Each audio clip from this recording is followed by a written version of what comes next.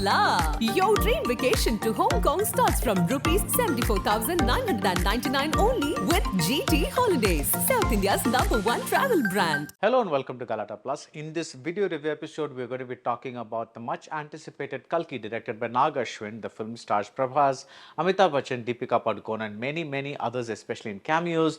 The film is a major technical achievement, but the writing doesn't match up. Now, from his first film, Nag Ashwin has wanted to be different. Yevade Subramaniam, the first Telugu movie shot at the Everest, was about a story you usually don't find in Telugu movies, and even if you do, certainly not made on this scale.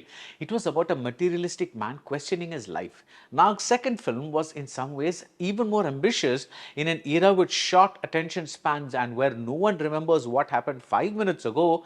He made Mahanati and took us back to the decades-old actor Savitri, and then came the episode titled X-Life in the Netflix anthology. In that episode, Nag examined the impact of virtual reality on human relationships, and now we have the writer-director's most ambitious project, Kalki 2898 AD. It has the philosophical undertones of Yevade Subramaniam, the recreation of the past from Mahanati, and the futuristic spectacle of X-Life. In a way, you could say Nag Ashwin has been working towards this movie all his career. Kalki appears to be a mad mix of all that Nag has seen, heard, read, from the stories he probably got to know from his grandmother and Amajitra Katha, to the Star Wars movies and other dystopian sci-fi Hollywood epics. For instance, what if you combine the DNA of Ashwathama from the Mahabharata with that of a Terminator? What if the ancient warrior were to become a relentless fighting machine, someone who cannot be destroyed and just keeps coming after you? This is the most fascinating aspect of Kalki, this mixture of mythology and modern day action cinema.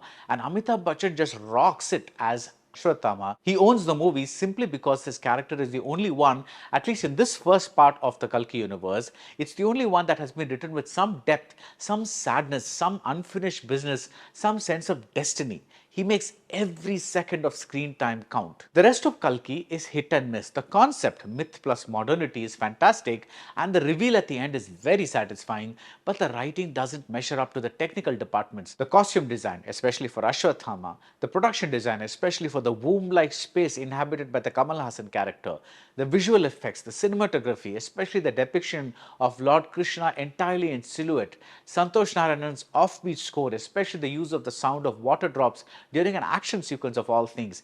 Everything is in sync with the bigger vision, the vision inside Nag's head. But with the exception of Ashwathama, none of the characters make us care about their fate. Deepika Padukone is the crux, the mother figure, but her character, Sumati, is so flatly written that the question of her life and death does not involve you at all. Now, I am not asking for an enormous backstory. Take the Charlize Theron character from Mad Max Fury Road. For the longest time, she is a generic action heroine, but then the screenplay takes a few minutes, just a few minutes, to establish where she came from, the fact that she was kidnapped, and this retroactively tells us why she's helping all those pregnant women. I understand that Kalki is just part 1 and maybe Sumati will get more shades and depth in future installments, but as of now we just have this one movie and it's filled with chalk outlines that will hopefully be fleshed out in the forthcoming films. And it's very difficult to care about chalk outlines. Prabhas plays a bounty hunter who only cares about money, and this casual character called Bhairava is dragged on for so long, he just keeps hanging around, that we get impatient waiting for him to actually do something. And without good character writing, it's hard to get good performances. The basic good versus evil story shuttles between two worlds, Kashi, where the evil rulers are, and Shambhala, which is home to the rebel base. Will Sumati, who is trapped in Kashi and very important to the future of Shambhala, manage to escape? That is the base on which Kalki is built. The female character you end up rooting for instead is played by Shobana. She is also a generic presence, but something, maybe it's just a screen presence, clicks. There are many cameos, but apart from the fun aspect of star watching, they yield very little. It's fun to watch Kamal Haasan play the villain, but he gets so little screen time that we feel no threat, no menace until the very end. It's all a build-up for part 2. There's a little girl who's mistaken for a boy, but again, we'll have to wait and see what this character means in the larger scheme of things.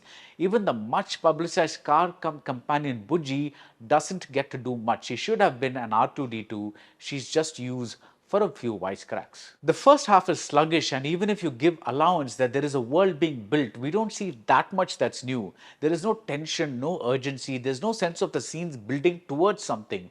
They exist as individual standalone bits, and there is a disjointed feel.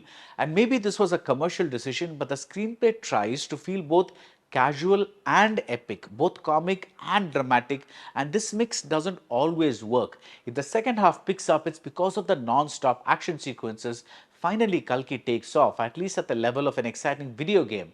The best stretch is the fight between Bhairava and Ashwatthama, which showcases the theme of the film beautifully. Bhairava is all technology and holograms and things like that, while Ashwatthama is all about brute strength and traditional action moves.